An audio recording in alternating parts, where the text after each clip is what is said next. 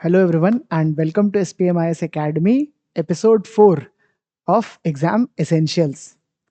जैसा कि हम लोग इस सीरीज में करते हैं, हम लोग एक टॉपिक लेते हैं और उस टॉपिक की प्रीलिम्स और मेंस दोनों के हिसाब से उसकी एनालिसिस कर लेते हैं और आंसर राइटिंग प्रैक्टिस आप इसमें करते हो। एसपीएम स्टूडेंट्स अपने आंसर सबमिट करते हैं।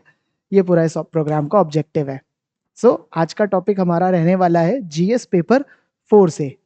तो मंडे से सैटरडे, आज के जो थर्सडे है, सॉरी फ्राइडे, आज सॉरी थर्सडे, हाँ जी, तो आज GS 4 है, then GS 5 and then SA on Saturday. चलिए जी, तो आज का पहला टॉपिक हमारे पास में है, that is the citizen charter. ये टॉपिक आज हम स्टार्ट करेंगे। सबसे पहले एक बेसिक मीनिंग समझ लेते हैं, सिटीजन चार्टर क्या चीज होती है। बहुत सिंपल सा आइडिया है सिटीजन चार्टर का। बेसिकली एक डॉक्यूमेंट है, सिटीजन चार्टर एक डॉक्यूमेंट है जो कि सरकार की तरफ से रिलीज होता है और सरकार इस डॉक्यूमेंट में ये बोलती है कि जो हमारे देश के सिटीजन हैं, उन सिटीजन को कुछ सर्विसेज दी जाएंगी। वो क्या सर्विस है, किसी पर्टिकुलर डिपार्टमेंट को लेके, मान लीजिए इलेक्ट्रिसिटी डिपार्टमेंट ने, एपीडीसीएल ने दिया कि भाई हमारे यहाँ पर सिटीजन्स के लिए ये सारी सर्विसेज दी जाती हैं। क्या स्टैंडर्ड है उन सर्विसेज का, मतलब कैसे दी जाती हैं, क्या प्राइस पे दी जाती हैं, ये सारी चीज़ें उसमें लिखी रहती है। फर्स्ट थिंग होती है कि डॉक्यूमेंट जिसमें सर्विसेज और उनके स्टैंडर्ड्स ये मेंशन रहते हैं। दूसरी बात इसमें रहती है कि सिटीजन के इसमें क्या राइट है, जो आम जनता है उसके क्या राइट है। राइट का मतलब है कि उसे उससे इलेक्ट्रिसिटी मिलेगी, कितनी मिलेगी, कैसे मिलेगी, किसको मिलेगी, कब मिलेगी, ये सारी चीज़ें उनके क्या राइट्स है। और अगर नहीं उनकी सर्विसेज पूरी होती हैं, जो उनको सर्विसेज प्रॉमिस्ड है, अगर नहीं पूरी होती हैं, तो उनको ग्रीवेंस कहाँ लेके जाना है, अपनी बात के लिए कंप्लेंट किसको करनी है। बड़ा ही सिंपल सा आइडिया है। बेसिकली गवर्नमेंट की तरफ से कमिटमेंट है सिटीजन चार्टर कि भाई हम आपको ये सर्विसेज देंगे, ऐसे देंगे, और अगर नहीं हम दे पाए तो आप इस चीज के लिए इसके पास जाइए, ग्रीवेंस आपका सॉल्व होगा। ये है सिटीजन चार्टर का आइडिया। ये पहली बार यूके में आया था ये आइडिया, और उस टाइम के 1991 में जो यूके की गवर्नमेंट थी वो इस आइडिया को लेकर के आए थे। उन्होंने पहली बार इंट्रोड्यूस करा था। ये एक अच्छा आइडिया है जब सरकार कमिटमेंट करती है, प्रॉमिस करती है अपने सिटीजन को कि हम ये चीज़ ऐसे करेंगे, ये ऐसे होगा, अगर ये नहीं होता है तो आप इसके पास जाए। तो एक अच्छा मैकेनिज्म है, गुड गवर्नेंस के लिए इंपॉर्टेंट चीज़ मानी जाती है। इंडिया में इसको DARPG, department of administrative reforms and public grievances, ये इसको लेकर के आया था। और ये आइडिया अभी भी पॉपुलर है, ये आइडिया अभी भी पॉपुलर है, और आपके सिलेबस में सीधे सीधे ये टॉपिक के जैसा भी मेंशन्ड भी है।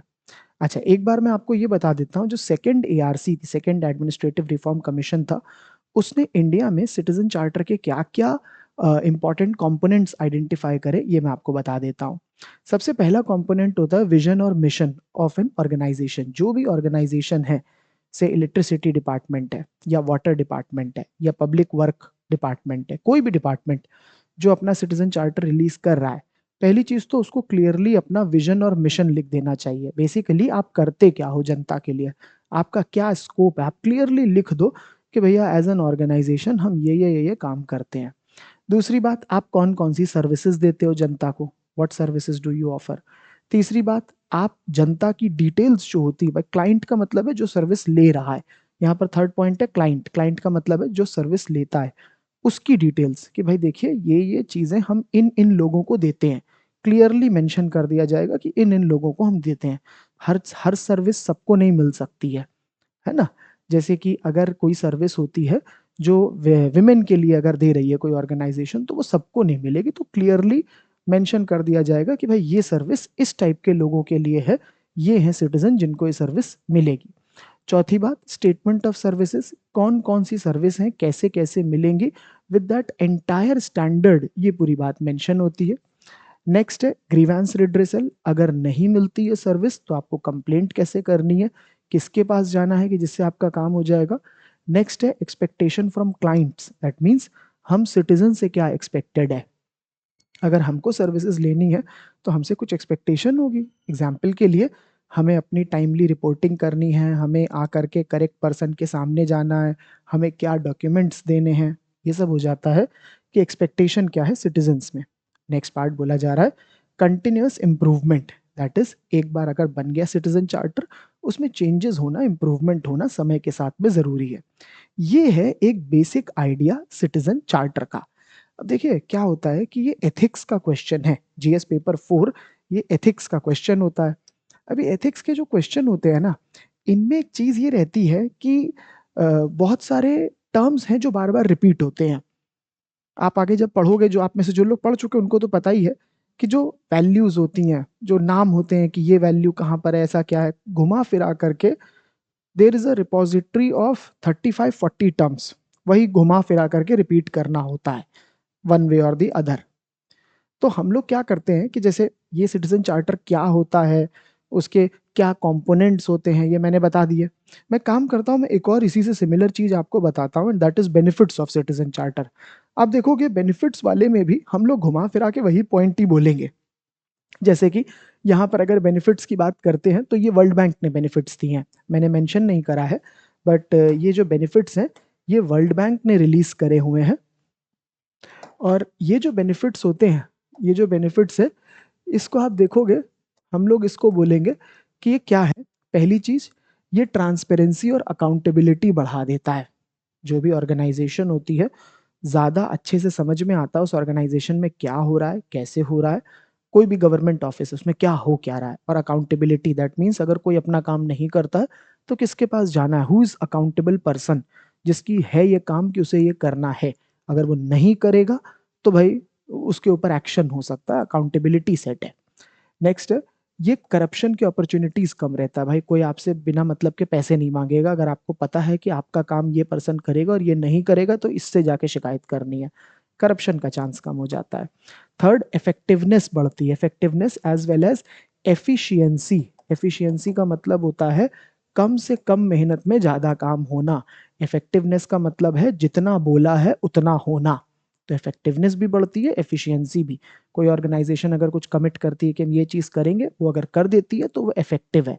एफिशिएंट है तो उसका मतलब है कि कम से कम समय में या कम से कम एफर्ट में करती है, तो एफिशिएंसी है।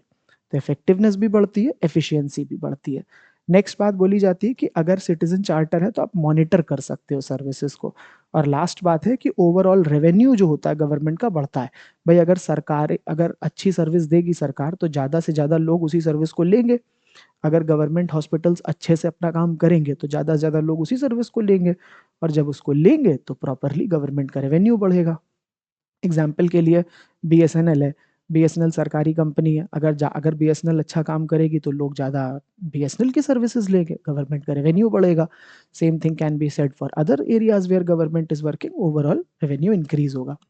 अब अगर आप ये देखोगे कि जो बेनिफिट्स हैं यहाँ पर सिटीजन चार्टर के, ये समझ में तो बहुत ईजिली आता है, बट अगर मैं बोलूँ कि आप यही सारे के सारे बेनिफिट एग्जाम में जाके लिखो तो वो एक चैलेंज बन जाता है।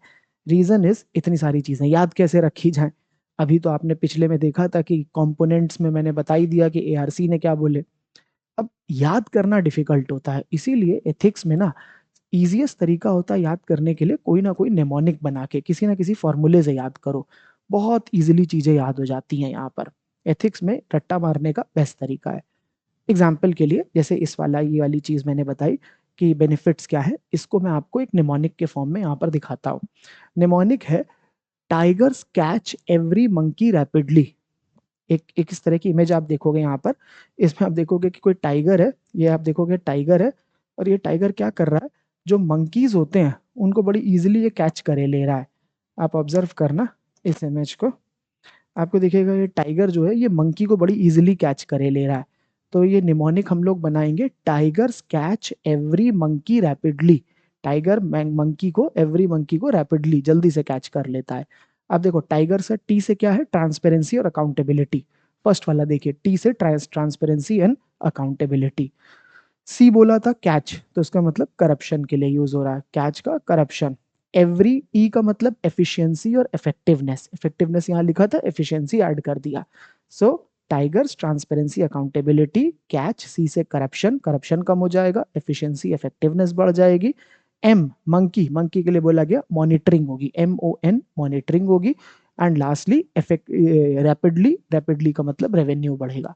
तो आप बस ऐसे याद कर लो, tiger catch every monkey rapidly, तो आपको पूरा याद हो जाएगा।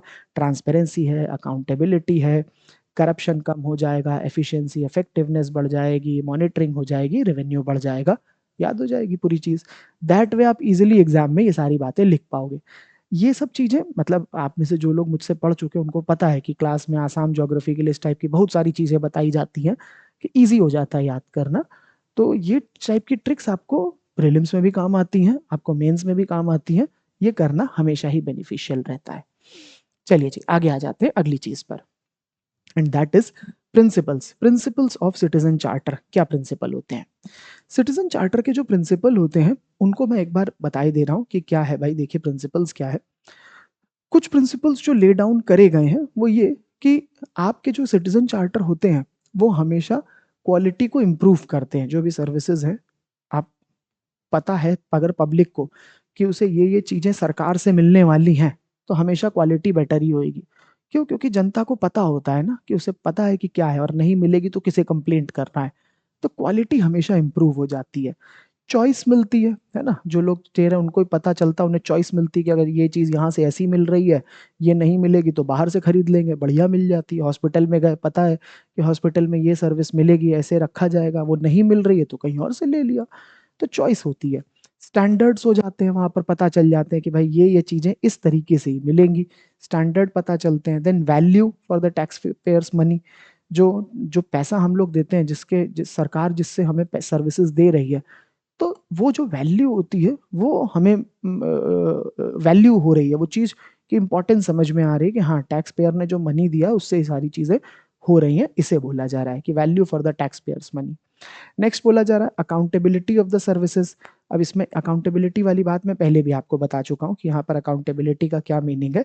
कि भाई ये शायद आप लोग को छोटा थोड़ा सा दिख रहा होगा, उतना अच्छा वीडियो में नहीं आएगा। अकाउंटेबिलिटी जो सेट हो जाती है, जो भी पर्सन है जो भी ये काम कर रहा है, कि भाई ये पर्सन नहीं करेगा तो प्रॉब्लम होगी। एंड सिमिलरली उससे ट्रांसपेरेंसी आ जाता है। ट्रांसपेरेंसी और अकाउंटेबिलिटी जनरली साथ साथ है। ट्रांसपेरेंसी का मतलब है कि ऑर्गेनाइजेशन में आपको पता है कि भाई ये पर्सन ये काम करता है, और अकाउंटेबिलिटी का मतलब है कि अगर वो नहीं करता है तो he will be held accountable, है ना। तो ट्रांसपेरेंसी भी आ जाती है, अकाउंटेबिलिटी भी आ जाती है। आपको पता है इस ऑफिस में इस आदमी के पास जाओ तो ये काम हो जाएगा, नहीं करेगा तो उसकी कंप्लेंट भी होगी, he is accountable to do your work. तो ये मीनिंग होता है। नेक्स्ट है पार्टिसिपेशन होता है, लोग ज्यादा से ज्यादा पार्टिसिपेट करते हैं। These are all the principles of the citizen charter. अब अगर आप देखोगे घुमा फिरा के सारी प्रिंसिपल्स वाली बात, तो एक चीज समझिएगा। ये जो प्रिंसिपल्स वाली बात थी, या जो इसके पहले ये सब बातें थी, उसमें वर्ड तो सेम ही यूज हो रहे हैं। मतलब क्या प्रॉब्लम है इधर, एथिक्स के ये चीजों में होती है। एथिक्स के आंसर्स में, एथिक्स के कॉन्सेप्ट्स में अक्सर घुमा फिरा करके बातें एक ही लिखी जाती हैं। अब मैंने आपको बता दिया कि उसके बेनिफिट्स क्या है, मैंने ये बता दिया सेकंड एआरसी ने क्या बोला है। अब प्रिंसिपल्स आप खुद से भी बना सकते हो। जो बेनिफिट है ट्रांसपेरेंसी एंड अकाउंटेबिलिटी, वही तो यहाँ पर प्रिंसिपल में भी आ जाता है ना। बोला गया करप्शन कम हो जाता है, तो यही तो है value for tax payers money, यही उसके प्रिंसिपल में आ जाता है। स्टैंडर्ड्स स्पेसिफाई करें, वो पहले ही बता दिया, सेकंड एआरसी ने बोला था स्टैंडर्ड करो। तो ये जो पॉइंट्स है ना, ये एक्चुअली जनरेट आप कर सकते हो। और ये ऐसा नहीं है कि कोई ये रूल है कि नहीं प्रिंसिपल तो यही होता है, एज सच कोई रूल नहीं है। हाँ आप किसी ऑथर को कोट कर सकते हो, बट ऐसा नहीं है कि यही ऑथर ने ही बताया है प्रिंसिपल क्या है और कोई तो खुद से बता ही नहीं सकता, ऐसा नहीं है। यस, अगर किसी जगह पर सेकंड एआरसी को आप कोट करो तो वो सही है, वर्ल्ड बैंक को कोट करो तो वो सही है, गवर्नमेंट का कोई कोट दे रहे हो तो वो सही है। अदर देन दैट बहुत सारे प्रिंसिपल्स जेनेरिक नेचर के हैं जो कि आप खुद से बना सकते हो। अगर आपको समझ में आ गया है कि क्या है सिटीजन चार्टर, कि भाई सर्विसेज लिखी होंगी, स्टैंडर्ड्स लिखे होंगे, सर्विस नहीं फुलफिल होगी तो किससे जाके कंप्लेंट करनी है, ग्रीवेंस रिड्रेसल किससे होगा। और जो आपको बताया था सेकंड एआरसी ने क्या बोला है, अगर आप उतना कर लोगे, और दूसरा जो बताया था tiger catches every monkey rapidly, तो आपका काम हो जाएगा। ये कुछ कीवर्ड्स है, आप लिखोगे आपका काम हो जाएगा। और ये क्यों जरूरी है प्रिंसिपल्स ऑफ ये सब सारी चीजें? इसलिए जरूरी है क्योंकि सरकार का काम है सर्विस देना सिटीजन्स को। उनका ये काम है, उनकी रिस्पॉन्सिबिलिटी है कि उन्हें सर्विस देनी है। एथिक्स के आंसर में एक और चीज होती है, कोटेशंस लिखने होते हैं। आप कोटेशन लिखते हो तो आपको डेफिनेटली नंबर मिलते हैं। यहाँ पर आप महात्मा गांधी जी का कोटेशन डाल सकते हैं जिसमें बोला जाता है कि आप अपने आप को सबसे अच्छा तरीका ये है कि दूसरों की सर्विस में लगा दें। अब सिटीजन चार्टर सिटीजन्स को सर्विस देने का एक अच्छा तरीका है, तो वही बोला जा रहा है, उसी कोटेशन को आप यूज करिए कि महात्मा गांधी का ये कोटेशन है कि भाई आपको सिटीजन को सर्विस करनी है दूसरों की, तो ये बोला जा रहा है कि महात्मा गांधी जी का कोटेशन यूज कर लीजिए यहाँ पर। सरकार ने सिटीजन चार्टर को लीगल तरीके से इम्प्लीमेंट करने के लिए लॉ भी एक बनाया था, कोशिश करी थी बनाने की 2011 में, लेकिन वो लॉ हो नहीं पाया। एक बिल आया लेकिन वो कभी भी लॉ हो नहीं पाया क्योंकि लोकसभा उस टाइम पर डिसॉल्व हो गई थी और वो पूरा एक्ट नहीं बन पाया। उसके बाद से कभी भी सिटीजन चार्टर को प्रॉपरली इम्प्लीमेंट करने की कोशिश नहीं करी गई है। हाँ, डिपार्टमेंट लेवल पर करी है, स्टेट गवर्नमेंट्स लेवल ने करी है, लेकिन ये यूनियन गवर्नमेंट ने प्रॉपरली इसकी कोई भी कोशिश नहीं करी है। अगली बात पर आ जाते हैं कि चैलेंजेस क्या होते हैं सिटीजन चार्टर के। अब चैलेंजेस देखिए बहुत सारे होने वाले हैं, मैं एक एक करके आपको सारे चैलेंजेस बताता हूँ। सबसे पहला चैलेंज होता है at the formulation and participation level. जब सिटीजन चार्टर पहली बार फॉर्म करा जा रहा होता है, जब कोई ऑर्गेनाइजेशन, मान लीजिए कोई पुलिस स्टेशन है, वो डिसाइड करता है कि भाई हम क्या सर्विस देने वाले हैं, हम कैसे देंगे, अगर कोई पर्सन हमारे पास में आएगा तो आने पर हम उसको कैसे कैसे सर्विस देंगे, जब ये पहली बार डिसाइड करा जाता है तो इसको बोलते हैं फॉर्मुलेशन, है ना, आप फॉर्म कर रहे होते हो।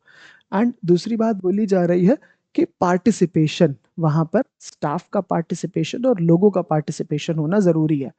अब प्रॉब्लम क्या है, जब पहली बार फॉर्म करा जाता है तभी वहां पर पार्टिसिपेशन होता ही नहीं है, और अगर बिना पार्टिसिपेशन के सिटीजन चार्टर बनाए जाएंगे तो जो स्टाफ होता है, बाद में जब सिटीजन चार्टर बन जाता है तो वहां का जो स्टाफ है वो उस काम को कर ही नहीं पाता है। क्यों? क्योंकि वो बोलता है कि आपने हमसे पूछ के थोड़ी ना बताया बनाया था कि करना क्या है।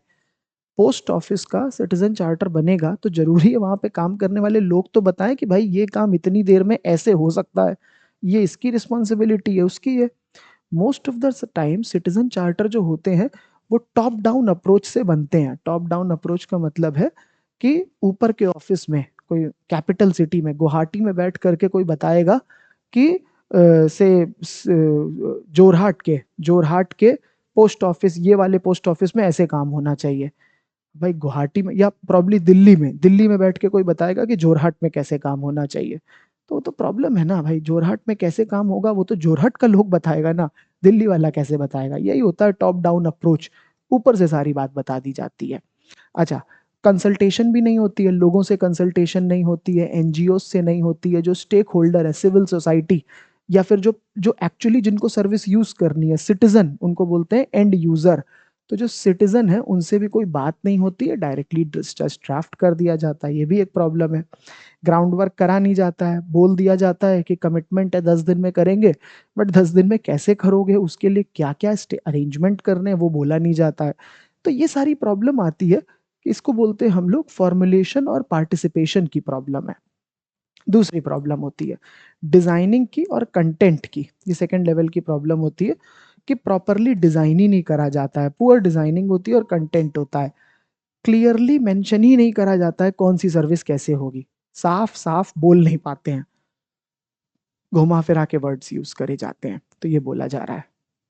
यूनिफॉर्मिटी इन सिटीजन चार्टर, अब ये बड़ी प्रॉब्लम होती है।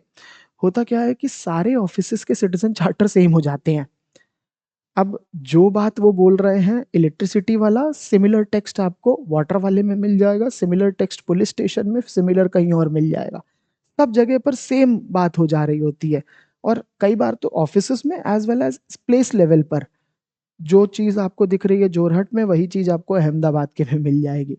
तो लोकल इश्यूज को अकाउंट नहीं करा जा रहा होता है। ये बात है कि यूनिफॉर्मिटी हो जाती है, जबकि यहाँ यूनिफॉर्मिटी नहीं होनी चाहिए।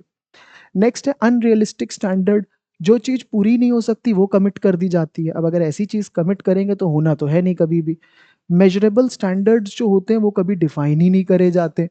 मेजरेबल स्टैंडर्ड का मतलब है कि किस तरीके से आप सर्विस को मेजर करोगे कि हाँ ये हुआ है या नहीं हुआ है।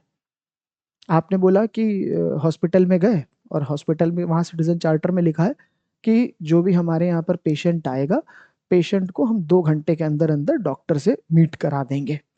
अब 2 घंटे कब से? जब उसने आके ओपीडी में स्लिप दी, जब वो हॉस्पिटल में आया। अब 2 घंटे का कमिटमेंट होता है तो ज्यादातर पेशेंट की ओपीडी स्लिप ही नहीं बनाएंगे। बनाएंगे तब जब डॉक्टर से मिलने वाले हो, उसके पहले 3 घंटे पेशेंट बाहर बैठा है। है ना? तो वो मेजर ही नहीं कर रहे हैं, जबकि मेजर तो तब होना चाहिए as soon as you enter the hospital, तो विद इन 2 आवर्स आपको मिलना चाहिए डॉक्टर से, लेकिन नहीं, वो बैठाए रहेंगे। क्यों? क्योंकि जब उनको 2 घंटे में करना है तो वो मेजर ही नहीं करते ठीक से, इसीलिए प्रॉब्लम हो जा रही होती है, डिफाइन ही नहीं करते ठीक से। नेक्स्ट है अवेयरनेस एंड कम्युनिकेशन, लोगों को बताओ ही मत, कम्युनिकेट ही मत करो, है ना? बताओगे नहीं तो पता कैसे चलेगा, कोई आके क्या बोलेगा कि क्या हो रहा है जब बताएंगे ही नहीं। तो ये प्रॉब्लम है। इंटरेस्ट भी नहीं होता है, ज्यादातर ऑर्गेनाइजेशंस का कोई इंटरेस्ट भी नहीं होता है कि सिटीजन चार्टर बनाया जाए, और कोई उनको ऐसा लगता भी नहीं है कि भाई क्यों करें हम ये काम। रेजिस्टेंस भी होता है, क्योंकि प्रेशर पड़ेगा ना, एक बार अगर चार्टर हो गया और लोगों को पता है तो प्रेशर आ जाता है, रेजिस्टेंस भी है। मॉनिटरिंग भी नहीं हो पा रही होती है ना? कि कोई मॉनिटरिंग नहीं है, अपडेट नहीं करा जाता है उसको समय के साथ। ज़्यादातर जो सिटीजन चार्टर है बड़े पुराने हो गए, उनको अपडेट ही नहीं करा जाता। एंड ग्रीवेंस रिड्रेसल, जो बोला गया था सिटीजन चार्टर का एक इम्पॉर्टेंट होता है, मैंने आपको 3 चीजें बोली थी। कौन सी सर्विस मेंशन्ड होती है, कब किसके क्या स्टैंडर्ड है, और नहीं होने पे क्या होएगा, तो तीसरी चीज तो होती ही नहीं ज्यादातर जगहों पर। ग्रीवेंस रिड्रेसल मिसिंग हो रहा होता है। तो ये इसकी बताया जा रहा है कि भाई देखिए मेन मेन इसके चैलेंजेस हैं। नेक्स्ट बात पर हम लोग आ जाते हैं इसकी, and that is the way head, कैसे इसको रिफॉर्म्स क्या करना है। सी अगेन यहाँ पर मैंने रिफॉर्म्स के लिए एक अंबेडकर जी का एक कोटेशन यहाँ पर डाला है, and that is related with constitutional morality. अब कॉन्स्टिट्यूशनल मोरालिटी क्या है, ये चीज़ आप पॉलिटी में पढ़ते हो, बट इम्पॉर्टेंट ये है यहाँ पर, इसका जो मैंने यूज़ करा है वो ऐसे कि हम लोग अपने देश में कॉन्स्टिट्यूशन मोरालिटी तब तक नहीं एक्सपेक्ट कर सकते जब तक अपने देश के लोगों को हम प्रॉपर सर्विसेज नहीं देंगे, तभी वो सेंटिमेंट बन करके आएगा, है ना? ये कल्टिवेट करने की ज़रूरत होती है कॉन्स्टिट्यूशनल मोरालिटी को, तभी वो सेंटिमेंट के जैसा आएगा। और उसके लिए ज़रूरी है कि सरकार जो है, जो उसकी ड्यूटीज़ हैं सिटीजन के लिए, वो अपना काम पूरा करे और उनको जो रिक्वायर्ड सर्विसेज हैं वो प्रोवाइड करे, तभी हो सकता है। अच्छा, ये कोटेशन के बाद आप यूज कर सकते हो कि रिफॉर्म्स क्या है। पहला रिफॉर्म डिसेंट्रलाइजेशन करने की जरूरत है, लोकल लेवल पर बने सिटीजन चार्टर तो बेटर है। दूसरी बात, रेगुलर अपडेट्स हो, कंसल्टेशन हो विद द सिविल सोसाइटी, लोगों से बातचीत करी जाए, एनजीओ से करी जाए। जब लोगों से बातचीत करेंगे तब पता चलता है। एंड थर्ड, अकाउंटेबिलिटी, अगर नहीं होता है तो क्या करेंगे, इसकी बात। साथ में कुछ और भी यहाँ पर मैंने फीडबैक्स लिखे हैं कि और क्या करना चाहिए। One size does not fit all, हर किसी को एक ही चीज फिट नहीं हो सकती है, हर जगह पर अलग बनेगा। ये डिसेंट्रलाइजेशन वाला पॉइंट है। वाइड कंसल्टेशन प्रोसेस, ये सेकेंड वाला पॉइंट है। Firm commitments to be made, ये थर्ड वाले एक पॉइंट से रिलेटेड है।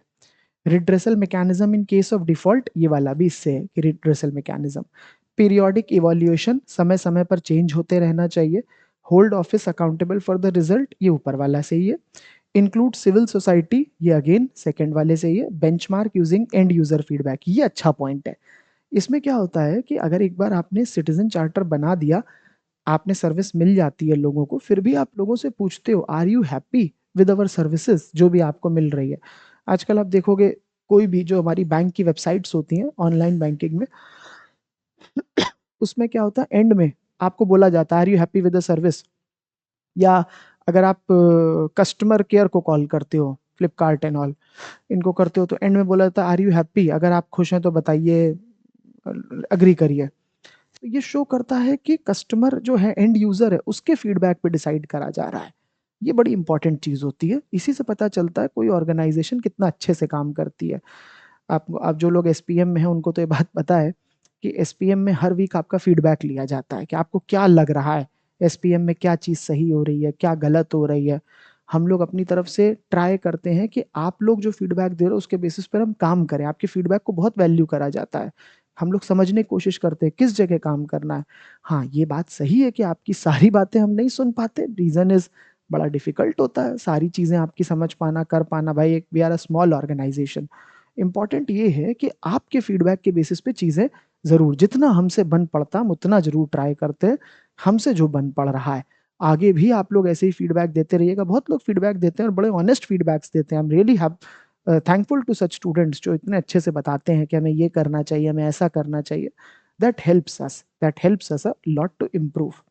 चलिए जी, मूविंग ऑन, नेक्स्ट अब हम लोग बात पर आ जाते हैं।